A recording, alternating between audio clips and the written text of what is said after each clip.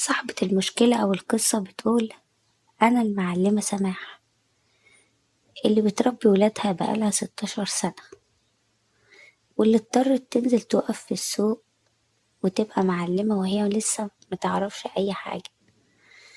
التجارة اللي أنا فيها دي دلوقتي بتاعت جوزي. أيام جوزي ما كان موجود ما كنتش بنزل حتى أمشي في الشارع، كنت دايما عايشة عيشة جميلة جدا وكلها راحة بال وطمأنينة. ولادي كانوا منورين عليا حياتي، وجوزي كمان كان مخليني أحسن من أي ست، وكان دايما كده مخليني مبسوطة وراضية عن حياتي، وكانت كل الناس بتحسدنا عليه، وكانت حياتنا ماشية جميلة جدا. وعمري ما تخيلت إن اللي حصل ده ممكن يحصل لي في يوم من الأيام. لكن صدقوني، الظروف ساعات كتير بتحكم على الشخص إنه ينحط في مواقف عمره ما يتخيل إنها ممكن تحصل له. لكن طول ما احنا عايشين في الحياة لازم نعرف إن أي حاجة احنا معرضين ليها، وإن كده كده لازم الإنسان ينحط في اختبارات كتير جدا ويضطر ياخد قرارات كتيرة جدا. أنا عمري ما تخيلت إن أنحط في مواقف زي دي، لكن الظروف خلتني أعتمد على نفسي وأخد قرارات في حاجات كتير.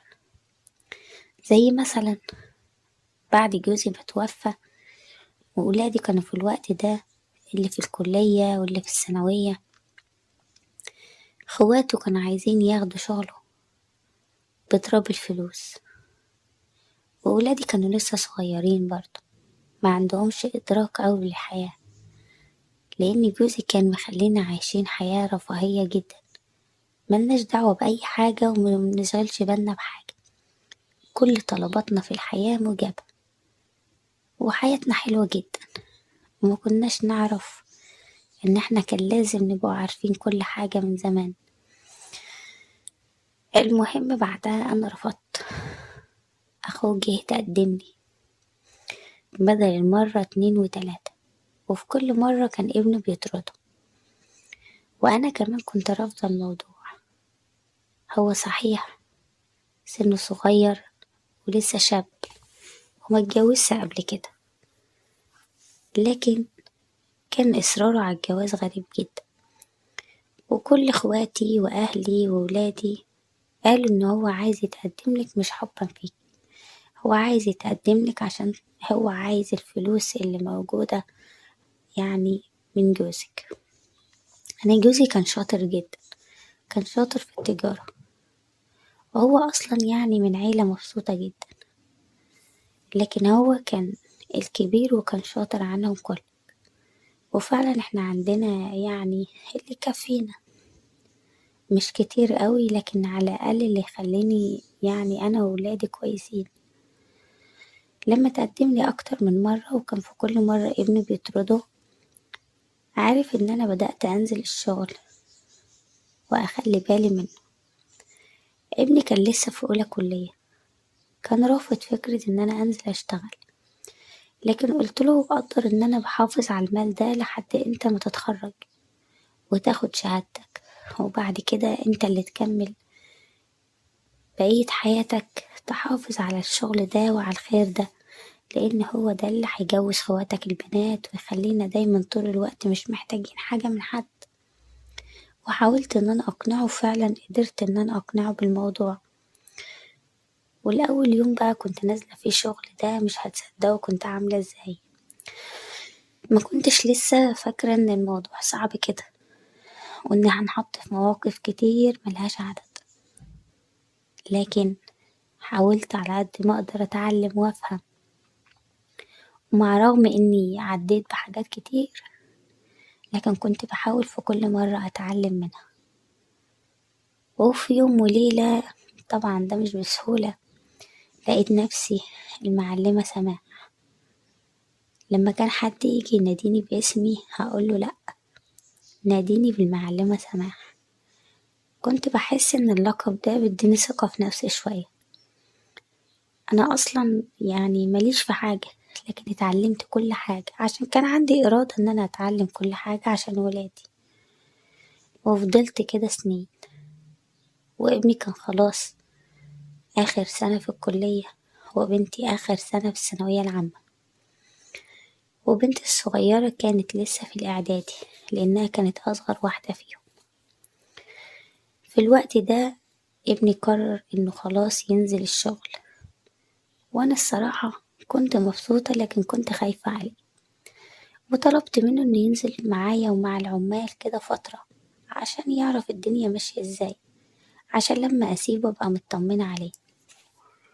لكن المفاجأة إن ابني طلع زيي بالظبط زمان، ما تعلمش أي حاجة من اللي حصل، ورفض إن أنا أعلمه حاجة. وساعتها لما نزل وقف في المحل، في مشاكل كتير حصلت وخسارة مادية. حصل بينا طبعا زعل، لكن أنا غصب عني نزلت عشان أشتغل تاني، وحاولت أفهمه، لكن هو قال لي لازم إن احنا نبيع المحل ونصفي شغل البضاعة ده. لكن أنا رفضت، وقلت له إن هي شغلانة حلوة جدا ومكسبها مضمون، ده غير إن احنا فيها من سنين السنين، وصعب جدا إنك تقدر تبني اللي مبني هنا. لكن هو ما كانش فاهم كده. ومع مرور الوقت ابني اتجوز، وأمنته كويس وفتحت له المشروع اللي هو بيفهم فيه، ومشيت حياته واستقرت. مراته كانت صعبة جدا لأن هي بنت ناس يعني مبسوطين جامد، وطبعا ما كانتش بتحب إن هي تيجي عندي، ولا كانت كمان بتحب اخواته البنات. أنا كنت زعلانة جدا من كده، وحاولت كتير أتكلم معاه، لكن كان حبه ليها أقوى من أي شيء، وبقت حياته مستقرة، وبقيت أنا وأخواته. بقيت أحاول إن أنا أخلي بالي من ولادي على قد ما أقدر، كملوا تعليمهم. وساعتها بنتي بس الكبيرة اللي تقدم لها شخص مناسب، لكن يعني ظروفه المادية ما كانتش أحسن حاجة. قررت إن أنا أساعده، وفعلا عشان يكون يعني قد المسؤولية، وعملت كده، وتقدم لبنتي ووافقت عليه. وشفت لها كمان شقة معانا في البيت اشترتها لها في نفس العمارة يعني. وساعتها جوزتها واطمنت عليها، وفضلت معايا كده البنت الصغيرة. كان كل أملي إن أنا أطمن عليها مع إنسان كويس. وفعلا في اليوم ده قررت إن أنا أهتم بنفسي بقى خلاص، وأشيل كده العباية السوداء اللي أنا طول الوقت لابساها، وأهتم بنفسي بجد. كنت وصلت سن مناسب، يعني ما كنتش صغيرة ولا كبيرة، بقى عندي زي 40 سنة. قررت أغير كل ستايلي، وبدأت أنسق لبسي وأظبط شكلي. حسيت إن أنا مبسوطة أكتر، ولما كان حد يقولي كلمة حلوة كنت ببقى مبسوطة جدا. الأنظار كلها بدأت تركز معايا، وما أكدبش عليكم أنا كنت حابة إن أحس إن أنا لسه فعلا إن أنا عايشة حياتي. في الوقت ده ابني ما كانش طبعا عاجبه، بس بحكم جوازته وعشته وكده ما كانش بيجي عندنا قد كده، وكنت بريحه في الكلام وخلاص. وبنتي الصغيرة كنت بحاول على قد ما أقدر أعلمها وأفهمها، عشان البنت دي بالذات كانت طالعة طيبة جدا ومش فاهمة أي حاجة في الدنيا، وكنت خايفة عليها أكتر واحدة. بدأت إن أنا أجهزها، واستنظرت كده إنسان كويس. اتخطبت مرتين، وفي كل مرة بتسيب الشخص اللي هي مرتبطة بيه بسبب إن تقولي إن احنا مفيش بينا تفاهم، وأنا مش متعودة إن أنا أتدخل في حياة أولادي. ساعتها بقى اتقدم لي شخص مناسب، هو كان شغال معايا، والصراحة كنت حاسة إن أنا خلاص كده قضيت رسالتي، ونفسي أنا كمان أعيش، لأن بقالي فترات طويلة جدا ناسية الحياة واللي عليها. والصراحة أول حد رفض كانوا بناتي وابني بعد كده، ومفيش حد فيهم أبدا تقبل فكرة إن أنا من حقي إن أنا أتجوز وأعيش، وإن كده كده كل واحد فيهم هيبقى ليه حياته. لقيتهم بيقولولي مش موافق مش موافقين إنك تتجوزي، ولو اتجوزتي مش هنجيلك ولا نسأل عنك. وبنتي اللي لسه متجوزتش قالت لي همشي واسيبك وهروح أعيش عند أخويا أو أختي، ومش هاجي عندك أبدا. أنا كمان اضطريت إن أنا أجل جوازي بسبب ولادي. سنة في التانية حسيت إن أنا من جوايا زعلانة جدا، وإن قد إيه الأم بتقدم حاجات كتير لكن الأولاد ما بيبقوش مقدرين. اتقدم لبنتي شخص مناسب ووافقت عليه، وبالصدفة كان باباه شخص يعني محترم جدا، وكان منفصل عن مراته من سنين. ولما جرب حظه بعدها وما حسش إن هو مبسوط، قرر إنه يعيش حياته كده طبيعي من غير أي حد معاه.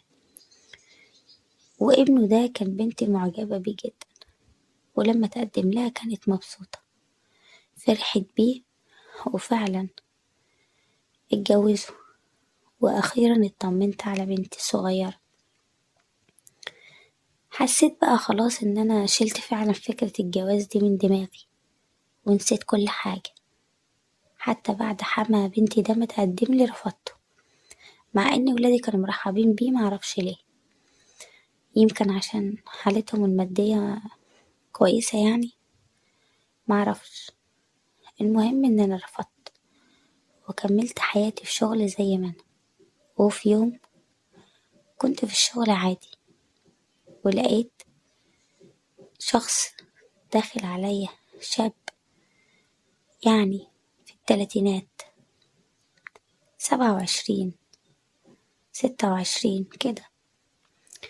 المهم إن هو كان لسه بيدرس وبيسأل على شغل. كان وسيم جدا، ومع رغم إنه داخل يسأل على شغل لكن كان في منتهى الشياكة، وكان ريحة العطر مالية المكان كله. لفت نظري بطريقة غير طبيعية، وقعدت واتكلمت معاه، وعرفت إن هو في كلية حقوق في آخر سنة، وإنه لازم يدور على شغل عشان يساعد والدته واخواته البنات عشان والده توفى، وإنه أول مرة يشتغل، وإنه عمره ما اشتغل قبل كده، لأن باباه حصله ظروف في شغله فخسر كل فلوسه. وفجأة لقى نفسه في الموقف ده ومش عارف يعمل ايه. يعني ابن ناس. وافقت ان انا اشغله عندي، وعملت له مرتب حلو جدا، مع ان كل العمال عندي كانت بتقبض على الشهر، لكن هو الوحيد اللي كنت بخليه يقبض كل اسبوع، عشان يعني الظروف بتاعته. وبدأت كده كل يوم نتعرف على بعض اكتر، وكان يزيد في نظري لما كان يجي مرهق من الكلية ويفضل سهران طول الليل في المحل. لأول مرة أحس إن أنا بتعلق بحد. وفي يوم قررت إن أنا أتكلم معاه بصراحة، وأعرف إن هو مرتبط وفي حياته حد ولا لأ. وعرفت فعلا إن مفيش في حياته حد، هي كانت إنسانة واحدة. طبعا بعد الظروف المادية اللي حصلت له إن هي سابته، ودلوقتي هي متجوزة، وإن هو قرر إنه يعيش حياته كده ومش عايز بقى وجع قلب. بدأت إن احنا نتكلم كل يوم عن يوم، لحد ما في يوم كان عنده مشكلة. كانت أخته الكبيرة مخطوبة، والمفروض إن هي فرحها خلاص، وكان محتاج مبلغ كبير. وفي الوقت ده قررت إن أنا أساعده بالمبلغ. وكمان اتفاجئت بإن والدته عزماني في البيت في يوم. فرحت جدا. روحت البيت لبست أشيك ما عندي، وبقيت مبسوطة جدا وانا رايحة لهم اتعرف عليهم. ولما رحت استقبلوني استقبال حلو جدا، وكانت معاملتهم معايا معاملة كويسة. حسيت معاهم بالأمان وإن أنا مبسوطة. وبعدها بيوم اتفاجئت من هو عازمني إن أنا يعني نتغدى برا. كنت مبسوطة لأني كنت بحب أخرج معاه، كنت بحس إن أنا فعلا سعيدة جدا. واتفاجئت بطلب هو بيطلبه مني، بيطلب مني إن احنا نتجوز، وإنه معجب بيا جدا، شخصيتي القوية وبطريقتي وسمودي في الحياة، مع إني انحطيت في مواقف صعبة كتير. ما كنتش عارفة إن اللي أنا عملته ده حاجة كبيرة كده غير لما هو بقى يكلمني عنه. وساعتها طبعا من غير ما أفكر قلتله إن أنا موافقة. لكن ولادي لتاني مرة وقفوا في طريق حياتي وقالولي إنك انتي لو اتجوزتي مش هنسأل عنك بقية عمرنا، ومش هنجيلك، وكأنك مش موجودة في الدنيا. أنا بحب ولادي جدا وما أقدرش أعيش من غيرهم، وهما بالنسبة لي كل شيء في الحياة. وفي نفس الوقت حاسة إن أنا عايزة أبقى موجودة معاه، ومش عارفة بجد أرضيهم إزاي. ولما قررت إن أنا أتجوز أنا وهو، يعني بدون معرفتهم أو معرفة أي حد، هو رفض وقال لي أنا فعلا شريكي من قلبي، وعايزة أكمل معاكي حياتي زي أي حد. ياريت تفكري في الموضوع. ورجعت الكلام تاني على ولادي، لقيت ولادي بيقولولي وفلوسنا اللي أبونا كاتبها باسمك. قلتلهم حقوقكوا وصلتكوا وزيادة، جبت لكل واحد فيكوا شقة بتعبي وشقاية، وأنا اللي كبرت الشغل ده وجوزتكوا وأمنتكوا. ما بقاش ملكي حاجة، مفيش غير المحل والشقة اللي أنا عايشة فيها، ومفيش أي فلوس ولا أي حاجة غير رأس المال اللي شغال بيه المحل. وانتوا عارفين إن أنا بقالي سنين السنين بشتغل، وإن لو أي حد فيكوا كان مكاني كان كل الفلوس والحاجة دي راحت. لكن أنا وقفت جنبكوا وعلمتكوا وكبرتكوا وخليتكوا متأمنين كمان. لكن هما عايزين الشقة وعايزين المحل، وأنا رفضت وعندت قصادهم لما لقيت نفسي مش فارقة معاهم. ووافقت على إن احنا فعلا نتجوز، وبقالي دلوقتي زي سنة ونص متجوزة. هو بيقوم بكل شغلي، ما بقيتش أنزل من البيت، والصراحة الشغل ماشي كويس جدا ومفيش أي مشكلة. لكن المشكلة في ولادي، اشتقت لهم جدا بعد ما عرفت كمان إن بنتي الصغيرة وبنتي الكبيرة كل واحدة فيهم جابت بنت. نفسي أشوفهم، وحشني جدا، والموضوع مأثر عليا. وكل ما أحاول أكلمهم أو إن أنا أسأل عليهم ما بلاقيش منهم أي تقبل. بعرف إن هما بيروحوا ويجوا على بعض، هما كويسين جدا مع بعض، لكن في نفس الوقت صعبان عليا جدا عدم سؤالهم عليا، وإن هما نسيوا كل حاجة حلوة عملتها عشانهم، مش فاكرين غير بس إن أنا اتجوزت. ساعات كتير بقعد بيني وبين نفسي وبقول يا ترى اللي أنا عملته ده كان صح ولا غلط. لكن كل ما السنين بتمر عليا وبلاقي نفسي تعبانة، ببقى عايزة حد جنبي يخلي باله مني ويراعيني. ياريت تقولولي ممكن أعمل ايه أو ايه